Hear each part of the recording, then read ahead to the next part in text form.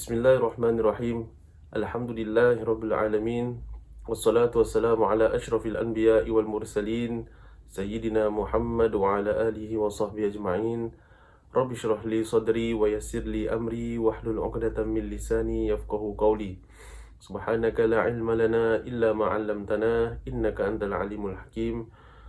Allahumma la sahla illa ma ja'altahu sahla wa anta taj'alul hazna idza syi'ta sahlan sahla. Sallallahu ala sayyidina Muhammad wa ala alihi wa sahbihi wasallam. Alhamdulillahirabbil alamin. Para penonton yang dirahmati Allah sekalian, Assalamualaikum warahmatullahi wabarakatuh. Alhamdulillah, kita panjatkan kesyukuran kita pada Allah Subhanahu wa taala dan juga kita bermohon mudah-mudahan Allah Subhanahu wa taala terus memberikan kita nikmat iman, Islam dan juga kesihatan agar sama-sama kita dapat terus beristiqamah dalam beramal dengannya. Mudah-mudahan Allah Subhanahu wa taala menerima segala amal ibadah kita, insya-Allah. Amin ya rabbal alamin.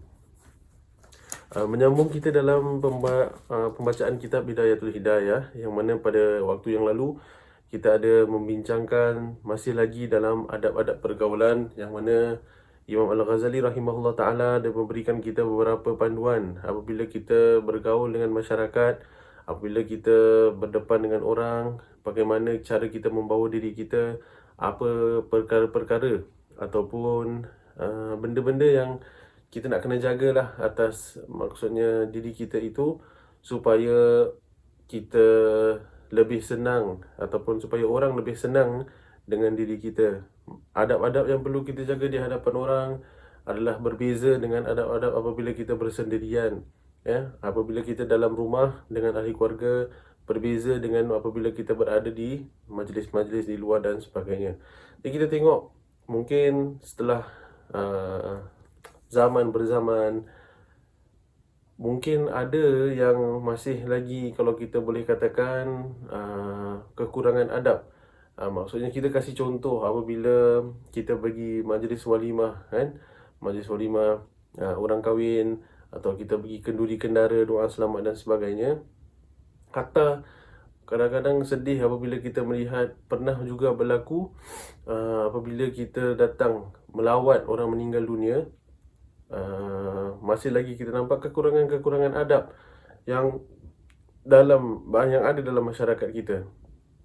Contoh, apabila seseorang itu dia melawat orang meninggal dunia, kan, jadi kita pun datang, kita nampak dekat depan rumahnya ramai orang-orang. Patutnya waktu tu sedang bersedih, tapi yang sedihnya apabila kita terdengar orang mengatakan tentang hal perihal yang tak ada kena-mengena dengan si arwah.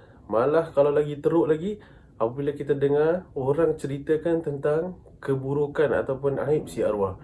Jadi maknanya itu semua antara adab-adab yang perlu kita jaga, kan? Kalau kita datang melawat orang meninggal, walaupun si arwah tu kita kenal, dia bukan orang yang bukan orang yang disukai ramai contohnya, ataupun memang kalau nak cakap dari mata kasar, bukan orang yang baik dan sebagainya, tapi bukan hak kita dan bukan satu perkara yang bolehkan kita untuk memperkatakan hal-hal yang tak baik berkenaan dengan diri si mati.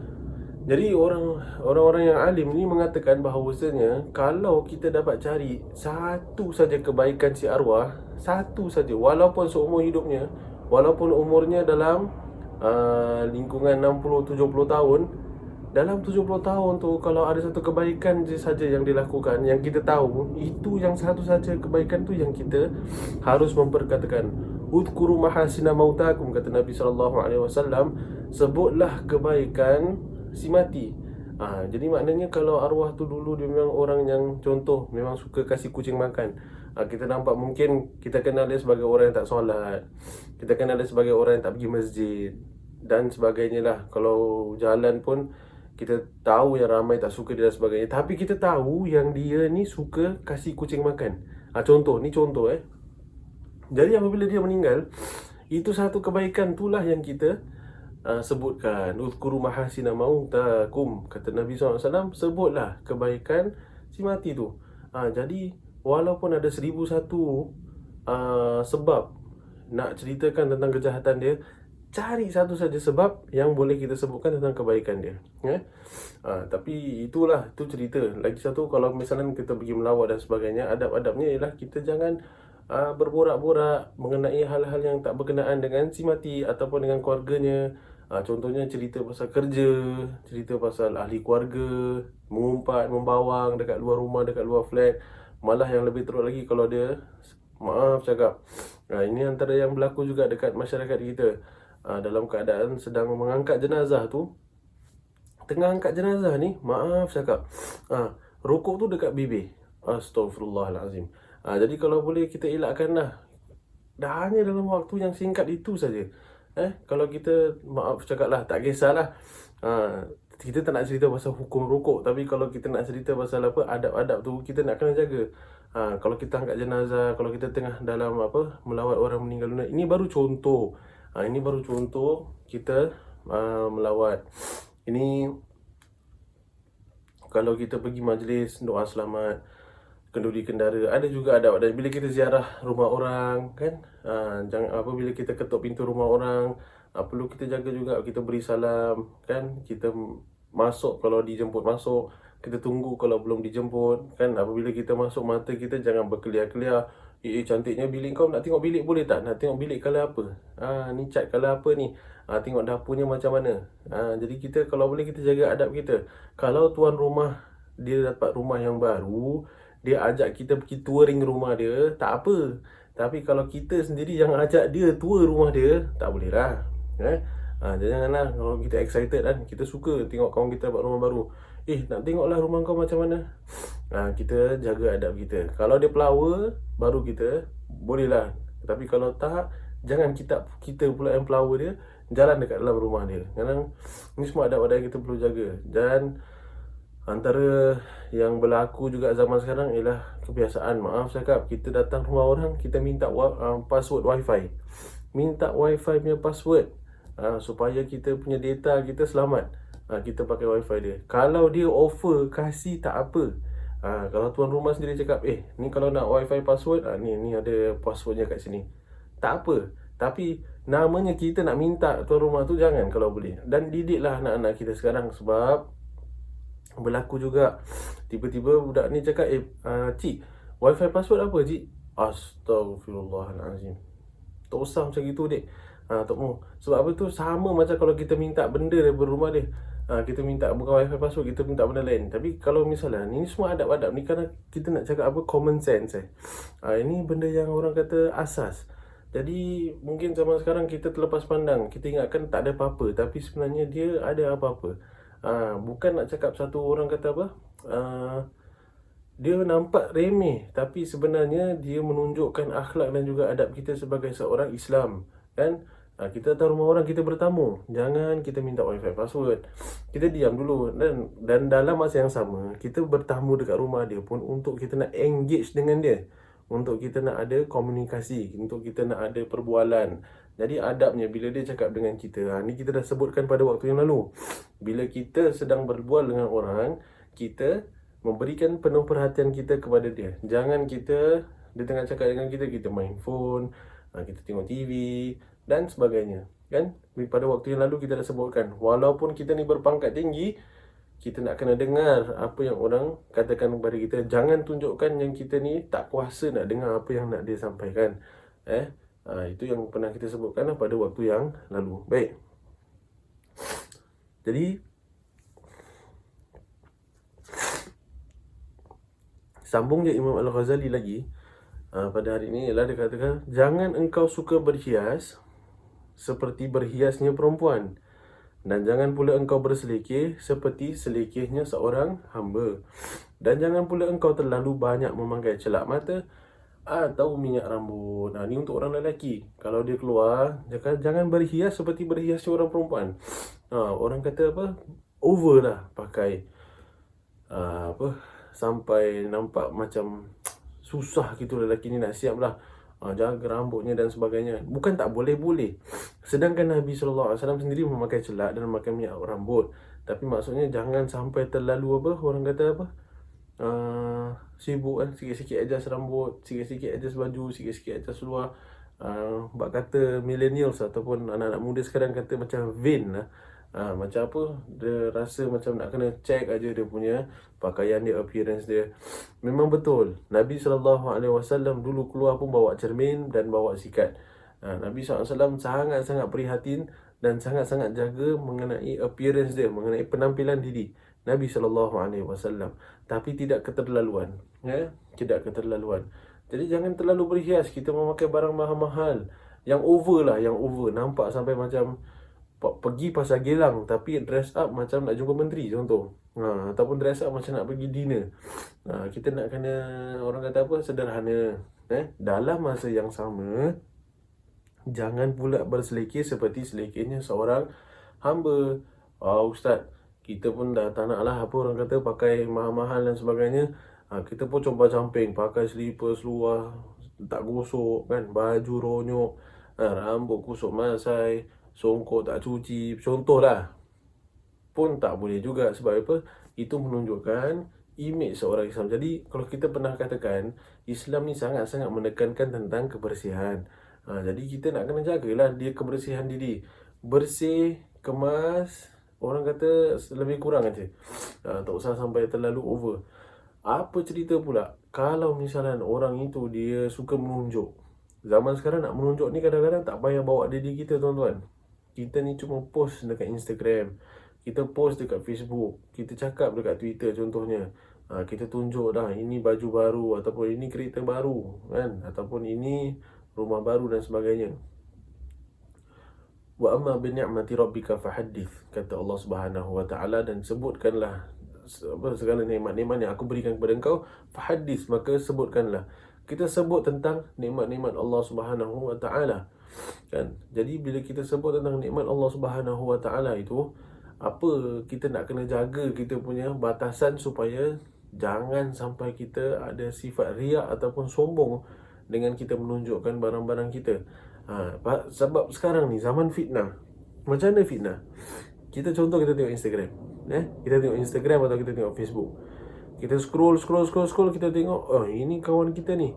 Kawan kita ni contohlah suka tunjuk kereta baru contoh, ataupun dia suka minat dengan kereta, jadi dia bawa kereta mewah-mewah dan sebagainya kan. Jadi kita nak cakap ni orang ni tak zuhud ni kan. Orang ni tak zuhud contohnya. Jadi kita, itu ujian untuk diri kita. Sebab yang dia post tu dekat social media, namanya social, maknanya dia bebas untuk nak sebutkan, dia bebas untuk nak post apa saja yang dia suka, sebab itu platform dia. Tapi untuk kita, dan kita nak kena ingat yang dia post tu bukan untuk kita seorang. Ini kita, orang kata apa, reverse psychology. Yang dia post tu bukan untuk kita seorang, yang dia nak tunjukkan kereta dan sebagainya. Mungkin untuk nak memberikan semangat, mungkin untuk nak memberikan, orang kata apa, motivation untuk orang-orang yang selalu malas-malas kerja, orang yang apa suka apa mengharapkan orang lain. Jadi dia tunjukkan ini kejayaan yang dia dah capai, ini dia punya apa, orang kata dia punya pencapaian dia. Jadi dia tunjukkan dekat Instagram. Jadi bila orang tengok pun macam, aku pun nak jadi macam gini lah. Kita sentiasa nak kena fikir yang baik. Itu namanya husnuzon, berbaik sangka. Walaupun secara hakikatnya mungkin itu bukan niatnya, tapi itu bukan urusan kita lagi. Itu bukan urusan kita. Sebab itu antara dia dengan Allah Subhanahu wa ta'ala. Okey, itu antara dia dengan Allah Subhanahu wa ta'ala. Maka kita punya peranan ataupun kita punya apa part lah, role kita ialah kita sentiasa cakap dengan diri kita sendiri, ini dia bukan menunjuk lah. Walaupun nampak macam menunjuk, tak apa, kita cakap dia dengan diri kita, kita istighfar, kita cakap, tak apalah, ini mungkin orang-orang kalau yang tengok ni dia semangat lah sikit nak kerja, semangat sikit nak cari duit, nak cari rezeki lebih untuk nak, apa orang kata, ada kemewahan ataupun ada kemudahan. Itu hak dia, itu kereta dia, itu platform dia, dan nak tunjuk, itu semua antara dia dengan Allah SWT. Tapi bukan untuk kita menghukum dia. Selalu kita terbalik, kita tengok kan, kalau orang ni menunjuk lah, kalau orang ni show off lah, contohnya. Tapi misalnya kalau kita dapat nikmat tersebut, apa kita buat? Kita tanya dulu, adakah kita tunjuk ataupun kita simpan saja? Itu terpulang masing-masing, tak ada betul dan tak ada salahnya. Yang salahnya ialah bila kita dah mula menuduh. Mungkin dia hanya nak memberikan motivasi. Tapi kalau kita tengok macam mana ni nak cakap tentang zuhud ni sebenarnya berada dalam hati kita. Sebab kalau kita tengok sahabat-sahabat radhiyallahu anhum, sahabat-sahabat Nabi sallallahu alaihi wasallam, bukan semua yang miskin-miskin. Dan malah yang kaya-kaya itu pernah dikatakan oleh para alim ulama, kalau mereka hidup zaman sekarang ni, mereka jutawan. Jutawan, tuan-tuan. Dan saya pun bukan jutawan, tapi macam gitu sekali sahabat-sahabat radhiyallahu anhum. Tapi kita tengok sebenarnya zuhudnya tu berada dalam hati. Nabi SAW pun kita pernah sebutkan, sebelum dia menjadi Rasul, perniagaan Nabi SAW dengan Sayyidatina Khadijah tu bukan perniagaan yang biasa-biasa. Sayyidatina Khadijah radhiyallahu anha seorang businesswoman yang pada waktu zaman dahulu, sebelum ada Facebook, sebelum ada Instagram, terkenal di semenanjung tanah Arab. Terkenal. Dan dia seorang wanita. Kan? Yang kita nak kena ingat pada zaman tersebut, wanita tu tak ada tempat dalam masyarakat. Maknanya dipandang rendah. Tapi Sayyidatina Khadijah radhiyallahu anha, dia break the norm. Dia terkenal seperti seorang yang businesswoman lah, peniaga yang terkenal lah, kira establish punya businesswoman. Dan Nabi SAW mengahwini dia. Kan? Maka ini menunjukkan bahawasanya Nabi SAW tidak hidup dalam keadaan yang compang-camping pada waktu tersebut. Tapi Nabi pilih untuk hidup dalam keadaan yang sederhana, dalam keadaan yang susah, dalam keadaan baju yang bertampal dan sebagainya, adalah kerana pilihan Rasulullah sallallahu alaihi wasallam. Jadi makanya zuhud ini bukan memakai compang-camping, bukan orang kata tak mandi, kurang makan dan sebagainya. Itu mungkin sebahagian daripada zuhud, tapi sebenarnya dalam hati ini zuhud ni adalah sebenarnya dalam hati kita, macam mana kita bawa diri kita. Dan jangan terlalu menekan orang lain dalam menunaikan hajatmu, dan jangan engkau menggalakkan orang lain dalam melakukan apa-apa kezaliman. Kita jangan push orang. Kata Imam Al-Ghazali, kita jangan tekan orang lain dalam menunaikan hajatmu. Kita ada hajat, kita minta bantu orang, kita minta bantu kawan kita, lepas tu kita push dia. Jangan. Sama juga macam misalan kita ni pun majikan, kita ni bos. Sekali kita nak pekerja kita ni kerja, kita push dia sampai tak ada off day, sampai dia punya hari off pun kita kacau, sampai kan dia punya lepas waktu bekerja pukul 11-12 malam pun masih dekat WhatsApp grup kerja. Yang berlebihan lah. Kita nak kena cakap yang berlebihan. Kalau yang orang kata yang urgent, sekali-sekala, yang perlu sangat, tak apa. Tapi kalau kita push untuk tak ada reason ataupun tak ada sebab yang munasabah, jangan kita melakukan sedemikian. Sebab kita tengok ramai majikan-majikan sekarang, kan, dia mengambil kesempatan macam orang ni robot. Macam orang tak ada ahli keluarga, tak ada komitmen lain, memang sepenuhnya dekat company, dekat syarikat aja. Tak boleh lah, nak kena balance juga. Kata Imam Al-Ghazali, jangan terlalu menekan orang lain dalam menunaikan hajatmu. Dalam masa yang sama, jangan menggalakkan orang lain untuk membuat apa-apa kezaliman. Ad-dalu 'alal khairi kafa'ilihi, kata Nabi SAW, yang menunjukkan kepada kebaikan itu sama seperti si pembuatnya. Kalau kita tunjukkan orang jalan yang baik, kita pun dapat pahala, kan? Orang tu nak pergi masjid, dia tak tahu jalan, kita cakap ni pergi masjid, awak jalan sini. Orang tu solat, orang tu sampai masjid tu solat dan sebagainya, ibadah baca Quran, kita pun dapat sebab kita tunjuk jalan. Sama juga kalau kita tunjukkan jalan kepada kejahatan, jalan kepada kezaliman, walaupun kita tak buat, tapi kita menyumbang kepada perbuatan jahat tersebut, maka jangan sekali-sekali kita melakukan sedemikian. InsyaAllah, jika ada kelebihan waktu, kita akan sambung pada waktu yang seterusnya. Untuk sekarang ini, sekadar ini saja. Yang segala yang baik datang daripada Allah Subhanahu Wa Taala, yang buruk datang daripada kejahilan diri saya sendiri. Wabillahi taufiq wal hidayah. Wassalamualaikum warahmatullahi wabarakatuh.